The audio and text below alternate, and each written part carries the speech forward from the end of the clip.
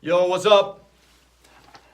That was a new intro. Hey, welcome all you triathletes, swimmers, riders, and runners, newbies, and 10-timers, 8-hour finishers, or 16-hour survivors. This is the MultiSport Mojo podcast. We're age group gurus doing the homework, gathering the insights, answering your questions to make you faster, fitter, and fresher in multisport training, and especially on race day. I'm your host, Steve Harper, with MultiSport Mojo and triathlon, and alongside me is Ironman certified coach Kirk Taylor. Hey.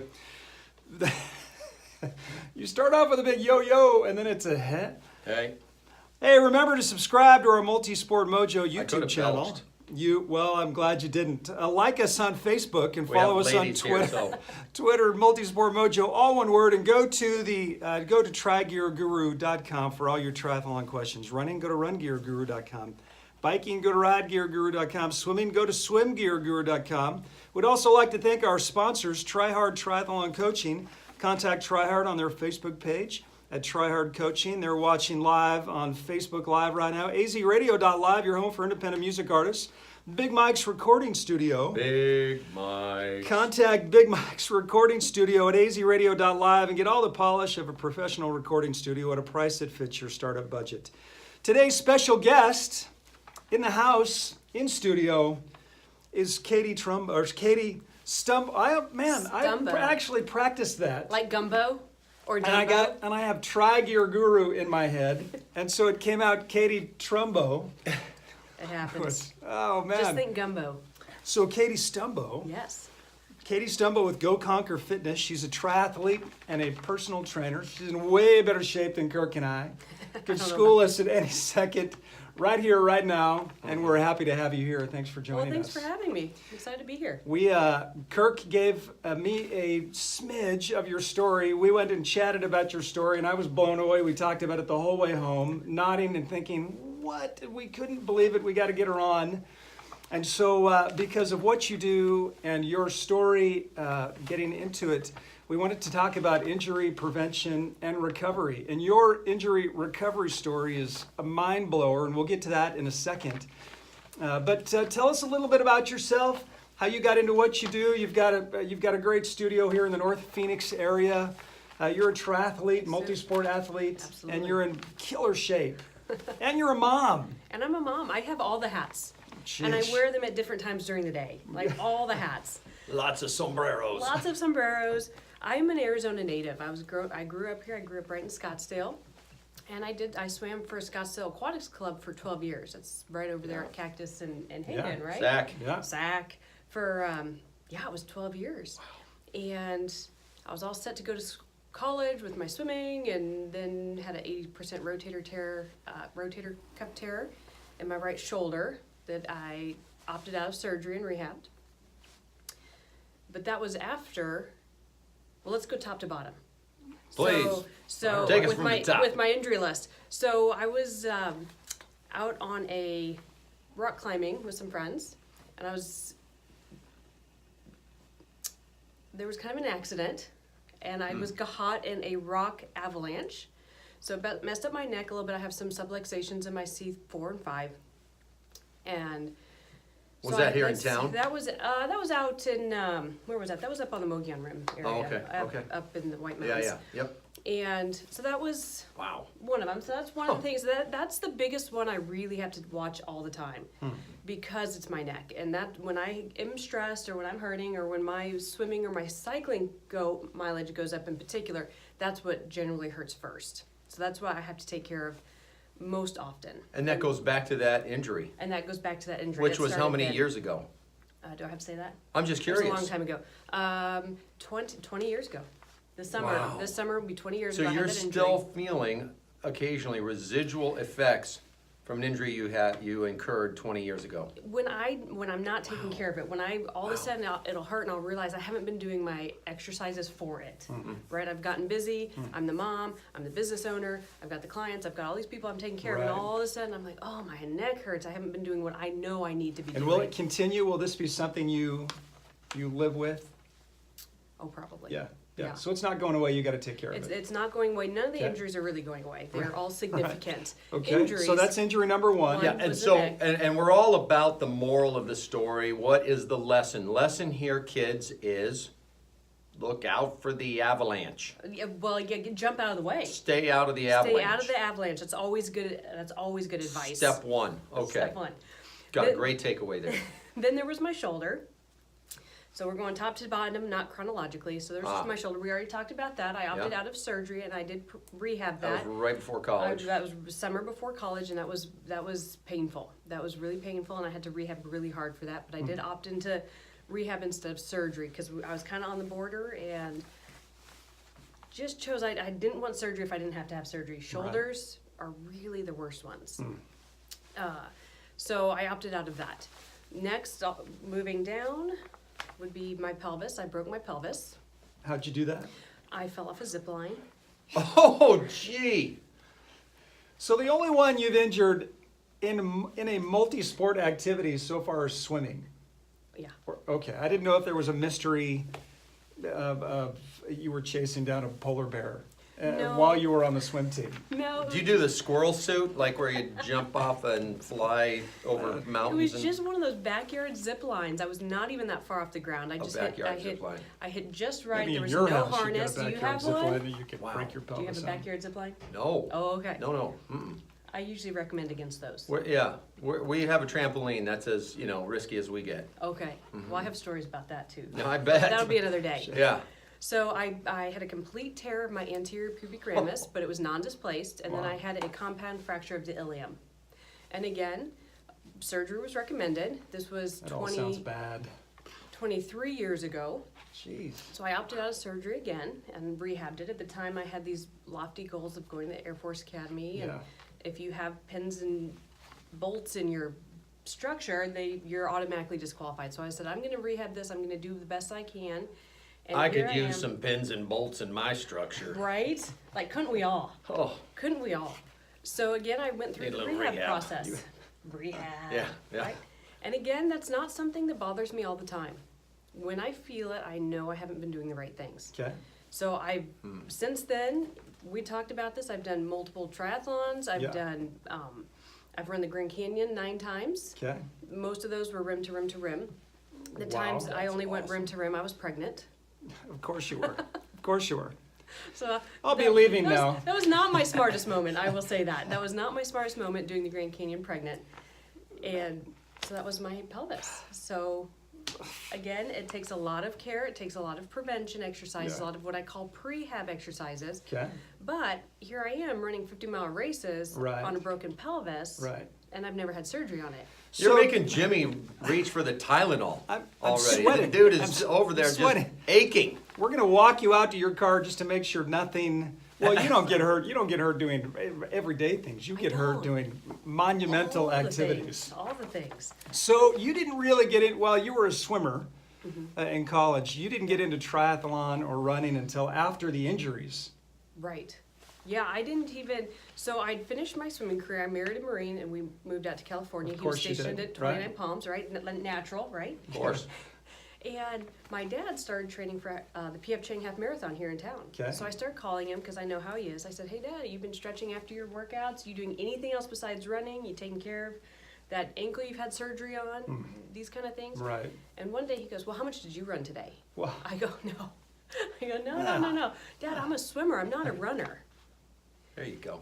And about 3 days later, he called me back and he goes, "Well, I signed you up." you're Ah, in. And the rest is history. So it's kind of the rest of history. I'd never run more than about 3 miles, Wow. forced by my swim coach to run Okay. that distance. And he signed me up 5 weeks out. Wow. cool. And I showed up and I went a sub 2 hours, Sure. which I think for like. Well, you were already like fit. You were in nice. shape. Yeah, I was and young, Showed everybody. right? And so we finished, and my dad and my uncle were like, "That was awesome. We're gonna do this all the time." I was like, "That really sucked. I'm never doing that again." And then Nice. about a week later, I was starting to recover, and I started thinking, well, you know, if I did this and this and this, I can do that faster. I could go faster, right? And then so about 8 months later, I did my next The half, bug. and then there was the bug, Bit. you know. She's And then been about a year bit. later, I started tries, Wow. Wow. and that's my story. How did you get into I mean, you've morphed into the training side of it. So you're helping all of us that get injured now. Right. With your own story about recovering and all of that. What was that process? How did you get into it? Well, after I broke my pelvis, Yeah. I started looking I'd love at, to have that first line. I'd love to have. when I broke my After I broke my, pelvis. I'd just like to open with that every once in a while. It's a fun story. I just knew. I was like, I was really into fitness. I liked the swimming, and kinesiology just seemed natural. Yeah. A natural place Good for fit. me to go. Right. And that's what I did. Nice, nice. So now you help other people who are triathletes like us, Yeah. who get injured. Well, who do get injured, but you try and what's your mojo, right? You're trying to help prevent injury. You're trying to help keep people fit, and then on the backside of an injury, you're helping to do recovery. Yeah. Is that spell? Yeah. That's awesome. One of my favorite mantras is, if you care for it when it whispers, you never have to hear your body scream. Did you make that up? I think I read it somewhere. I've been using that for so long. That's good. Say it But one more time. If you listen to your body whisper, Yeah. when you listen when it whispers, you never have to hear it scream. So what's Yeah. it mean? What do you mean by that? What I mean by that is, you get up in the morning and your back is really stiff, and maybe it hurts a little bit, but you're gonna get your training run in anyway, and you start running those first 2 miles, they kind of hurt a little bit, but then you loosen up and you feel good, and then that night you start tightening up again already, right? Well, waking up, already having that stiffness and that pain, you're working through small inflammation That's process. your body whispering. That's your body whispering, and it's Yeah. great that it loosens up as you run. Yeah. But if we could get you to do some, depending on what the issue is, some specific targeted core exercises, Yeah. hip flexor strengthening and stretching, maybe Right. your glutes aren't firing, maybe your hamstrings are not firing. Right. There's a myriad of things that could cause that back and hip pain and, Sure. and sluggishness as you get started. Right. And if you let it keep going, I can't tell you how many people I've worked with who come into me after they've trained and trained and trained and trained, and they hear that whisper, but they don't get taken care of because they're so close to race day, and then bam, they get hurt on race day, like spiral femur fracture. That's a true story. Jeez. So now she's got a big rod in her thigh. Jeez. And Holy because she smokes. didn't listen to the I whispers. pull a and she- hammy on race day. You know So- what? Oh, that's I'm not So- going fast enough, All apparently. right. So the thing that really intrigued us was an email that you sent out a couple weeks ago, and anybody who's listening definitely would encourage you to get on Katie's email if you're into fitness, training, the nutrition. She's really got a great email. I think it's every week, right? You're it's doing it- twice a month. Oh, just It's twice a month. It Okay. is. It's twice a month. How would you Well- find that? Would you go to Go Conquer You Fitness? could go through Facebook Okay. at Go Conquer Fitness. You can go through Instagram at Go Conquer Fitness. Okay. You could go to goconquerfitness.com Yeah. and just contact me and let me know, and you're signed up. Put you on the list. Put You you on can the Google list. Go Conquer If Fitness. you just You'll Google find Go it. Conquer Fitness, through Instagram and Facebook, Mm-hmm. I upload the articles, and you can click on that and subscribe right there. No, it's really good stuff in the newsletter. Really, All right. really good stuff. And so, I tried. so in So this newsletter, email, yeah, right. and there's quite a bit of content in that newsletter. And so I don't necessarily read the whole thing, but a couple weeks ago I'm reading through this newsletter, and she's talking about this injury, and then I see rim to rim to rim. I thought, oh wow, hey, that's kind of interesting. I didn't know that she had done that. And then I see, was it 9 marathons? Oh no, the Grand Canyon 9 times. Yes. Marathons. A bunch. Does it? Yeah. Okay. So many. Yeah, so a bunch of marathon. And I thought, wow. And so the thing that was really compelling about this email, about this story, is all these injuries that she has suffered, and many of them, most people would get surgery to treat Yeah. that injury, right? Right. And yet the whole message of this essay, if you will, was of the story was, I've never had surgery. Ever. I've had my wisdom teeth pulled. Right, yeah, and I just thought, wow, man, that is really cool. So I'm not an anti-vaxxer. We got our kids vaccinated, so I'm not like in that camp. And as much as I try to avoid the doctor, I think it's okay to see the doctor if you need to, Absolutely. right? Oh, I don't want to go to the doctor, but sometimes you have to go. But your philosophy on rehabbing and trying to heal healing without the surgery. I just thought, wow, man, that is really compelling and really fascinating. So, can you speak to that? Like, why'd you decide that? Why is it that you never have had surgery? Looking at it, and I've had mild knee injuries. I've had a contact injury to my right knee, but I've never had an ACL tear, an MCL tear, anything like that. But at the time, I was in a biology class and we were studying ACL tears, right? And the rate of early onset osteoporosis on ACL repairs. So anytime, like, it's necessary. When it's necessary, it's necessary. But if you can prevent going under the knife for 10 years, you know, the medical difference between 10 years ago and now, you know, I'll probably have to get something done to my hip in the next 10 years, and I'm okay with that. But if I can put it off 10 years and let medical advancements go those 10 years, that's awesome. You know, one of my aunts had hip replacement. So is it because of the fear of the side effects? Is that what has prevented you from, or is that why you've chosen not to have surgery? I mean, it's not a religious decision, is it? No, it's So- not a religious decision. I just thought there could be a better way. And with all of these surgeries, you know, there's pros and cons to all of them. Yeah, sure. And because my hip was not displaced, and because it would have automatically disqualified me for a dream I had at the time, I opted out of that. With my shoulder, I'd seen people get shoulder surgeries. I'd seen the painful recovery, and shoulders are bad. If I never have to do my shoulders, like, I'm on my knees, right? Thank you, Lord. I didn't have to have my shoulders done. Truth is, I probably will later down the road. But the difference between medical technology when I was 18 and when I'm 45, it's going to be significant. Okay, so now here's the real stinger here, Katie. Okay. So how do you balance that philosophy and that approach? I do not want to have surgery. I want to try to put it off, if you will, as long as possible. How do you square that with you got to listen to your body whisper so you don't have to deal with it screaming down Later. the road? So those were all very acute injuries. You know, there was an accident, bam, it was done. Okay? The whisper and the scream is more chronic. That's inflammation, that's bursitis type things. Or a gradual onset or something. Gradual onset, which is what chronic means. So There you go, kids. there it I hope is. you're listening to that. All right. So the idea of, not going under the knife does not contradict this idea of listening to your body whisper. Not at all. Yeah. Absolutely not at all. And I have tons of clients who've had things done. And it's great for me because I get to see what my future is, because it's going to happen, because I've done a lot of damage. But knee replacements, I've done knee replacements. I got a 76-year-old woman to 100% range of motion. She went and hiked Machu Picchu, and she's in her 70s. Like, I hope that's me. You know, doctors are not going to tell you you can get 100% range of motion on fake knees, but we got there. Wow. Hip replacements, and I have told clients it's time for you to go visit a surgeon. I have said that. So Okay. there's a difference. So it's not like you're completely no, never, wouldn't ever consider it. Just when it is necessary. Absolutely. Yeah. Because there are times it is absolutely Yeah. necessary. Okay. Absolutely. Wow. Well, okay. So Yeah. here's the other thing that I want to ask, and it goes back to the idea of listening to the whisper before you have to deal with the screaming, right? So how do I not become a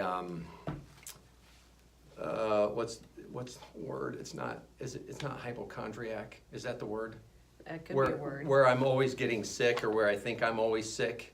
Yeah, I think that's the word, that's the right hypochondriac, word. right? So if I'm thinking, oh, I've got a little pain in my elbow, I don't know that I should go run today. Or I've got a little, Well, you could, with a pain in your elbow, you can probably run. I would just stay away See, from because swimming, you do right? not seem like the kind of person who's gonna miss a workout because you've got a little pain somewhere. I'm just gonna tailor it, Okay. right? So you don't necessarily have to give up on your workouts. I have this guy that I've been working with, and it took him a long time to come into my studio because he was trying to ignore this pain in his elbow. And I go, you know what? You just have to be smarter about how you're working out. He didn't want to start skipping workouts. I go, you don't have to. Yeah. But you have to get smarter, and we have to take care of that. We have to get ahead of the inflammation and ahead of the bursitis or the tendonitis that's going on there for you to not miss workouts. But we just need to get smarter. We need to incorporate these different wrist and forearm exercises, Yeah. and that's what you do. So Good you stuff. you just tailor and you just change it a little bit, Okay. but you don't have to. Yeah, I don't generally miss a workout. I just go, okay, this is what I'm hearing. Maybe my knee's a little twitchy, so okay, I probably need to foam roll my T-bands, or my hip flexors are really tight, or my TFL is really tight. So I've done all this so long, I generally know pretty quick what's up and what I need to work on. Could you for everybody? That's good stuff. I know, right? I mean, that's insight. Can you on the prevention side? Can you give us a tip because you see injuries across the board, and you see people that don't get injured across the board and stay fit. Can you give us something that everybody can do on the front side, so that we're fit and we don't prevent an injury, and then give us an example of an injury that you see often, and something that you help or that you found to be really helpful in recovering from that. Okay, so the first part is, say that again, what to do before everybody should be doing. Yeah, before- Some good preventative. I don't want a hamstring injury. I don't want a shoulder. I don't want to mess my shoulder up swimming. Pick one of those and. Most overuse injuries for triathletes, if it's not shoulders, which is very common, Yeah. but we're gonna stay away from those because that would be like a whole nother visit, just shoulders by themselves, is your lower lumbar hip complex, okay? So you've got this band of muscles that run around your low back, down your hips, and around your abdomen, okay? If you have an Well, some people imbalance. do. Some people do, some people don't. Some I people sit don't in a know chair if a they're long there. day, all day, Yeah. They just get a little They're loose. hidden. In theory, In theory. supposedly we've got this muscle. Yes, okay. Triathletes. So if you don't have those muscles, then there's going to be an issue. One thing I see a lot, especially in the male triathletes, is those really tight hamstrings. Okay, and when your hamstrings, I'm living with one right now. right? Yeah, I had a guy at Ironman Arizona call it run butt. You haven't got a pull. You've got run butt. No, I think it's I can feel it back there. No, it's a run butt. So now in our group of friends, we call it run butt. Okay, so guys, tight hamstrings. And everybody gets this, but it is more prevalent in men. So the hamstrings shorten down, they tighten up and shorten down like this, and it pulls your hips back this way. Okay, so when that happens, all the elasticity in your low back right here, it's gone. It's pulled as that hip pulls down. Okay, so then what's going to happen? You're going to sneeze. There's no flexibility here, and you're going to throw out your back. Did you say I'm going to sneeze? You're going to sneeze, or you're going to take out the trash because you're not braced and you're not thinking about the movement you're doing. Those are the two top causes of low back, throwing out a low back, according to the CDC. Wow. Sneezing and taking out the trash. It's not lifting. Wow. Because lifting, you're squaring off. You're Yeah. putting yourself where you're thinking about what you're doing. You're breathing appropriately. But that's what happens. First, the hamstrings tighten down. The hips roll back this way, removing the elasticity availability in your low back. And then when you sneeze and you get that violent movement, there's nowhere left for it to go. There's no elasticity left in your low back, and the weakest part's going to Story give. of my life. We went on a swim this morning. On our swim this morning, what did I say to you, Kirk? What'd you say? It's cold out here. Not like 2 weeks ago. No, it was, but it was close. It was close. It was cold. It was cold. 40. The pool was great, but we got in, and he said, let's do 3,000 today." He had the thing, and I was like, "I just did something on my back last night, and I'm recovering from a hammy." And this morning I had this tightness in my back, and I had to back off on the swim. He did 3,000. I think I did 21, 22. Yeah. Easy. And that's really common. Yeah. That's okay. really common, and you gotta take care of that. Okay, so what do I do? Or what do we do? Because it sounds like I'm a case study. You are a case study. So You there's are. a couple I'm a things. Case study. There's very a couple special case. things you Easy. can do. They're hip flexor stretches, right? Okay. So you need to strengthen, but you also need to stretch your hip flexors. Okay. Everything you do as an Ironman drives your knee forward and up, right? So that hip flexor shortens and shortens and shortens, which puts pressure on the hamstring, which puts pressure on the low back, and it's all a chain reaction, okay? So we need to strengthen and stretch the hip flexor. So Okay. runner's lunge, bound pigeon, if you're familiar. Okay. I teach a class at my studio 3 days a week, and it's stretch and core, and it's great for triathletes because it's not really yoga. So we don't do a lot of inversions. We take this functional, scientific based stretching that's great for alleviating these kind of things. And then we also work on the ab girdle, the core, to help support your trunk and your spinal structure. Yeah. So those are the kind of things you could do for that. Nice. Foam rolling that hamstring, foam rolling the Oh, low yeah. back, foam rolling that piriformis through Oh, the yeah. glutes. You know, those are all good Oh, man. things. But don't forget about the hip flexors. Okay. When do you run that class, Katie? It's Monday, Wednesday, Friday at 8 o'clock in the morning. Okay, And 8 a.m. at 8 a.m. Monday, and, Wednesday, and Friday. everybody works and everybody has all their things they're doing. I only need 3 requests to start an additional hour. So if there's Oh. a group of people, 3 or more, that would like a specific time, all they You're would need in. to do, yeah, Wow. we can make that happen. Cool. Man. Okay, now talk about, I mean, we may have just done this. Talk about an injury that now you're in recovery mode. Maybe another injury that you see often, and Okay. now we've got to come back from it. Now you have to come back from it. And I don't want to have surgery, maybe on the scale of not so much to serious, Okay, just right in the middle. It's something you it see often. sidelined you, but Yeah. not surgical. Yeah. Gosh, I see so many. A lot of hips and knees. You know, Yeah. with the triathletes, it's a lot of hips and knees, and a lot of times what that is that strip up the side of your leg, your IT band getting really tight, and it's How going many to times have pull we heard IT band? IT band, right? Because it wraps around the bottom side of your patella, and as that gets tight, it pulls, and your patella is your kneecap, right? So as that gets tight, it pulls your kneecap out, and your knee's not tracking correctly. So then you're breaking down the cartilage on the back of your kneecap and the cartilage in your knee with the constant repetitive movement, right? So a lot of things we do on that. We do a lot of balance exercises, standing on one leg, standing on balance boards, and deceleration exercises to build up and support the knee. But then we would also need to be working on flexibility through the TFL, the hip girdle, the IT band, low back. Make sure, so many of these injuries is if the pelvis is aligned correctly, the injury's not going to happen. So if we can get that pelvis to sit neutral the way it's supposed to without a posterior tilt, a lot of those injuries just aren't going to happen. Wow, that's great advice. Okay, as we wrap this up, I've got one question for you. Kirk, you may have a question. I've got one question.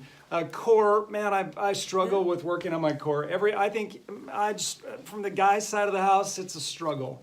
Give me one core exercise. Give multi-sport athletes a core exercise that we can do that's not discouraging or hard, or that all get fired up about doing every day, because I start doing core stuff and I'm like, oh, this sucks. You don't like it. No, Apparently it's not. hard. I mean,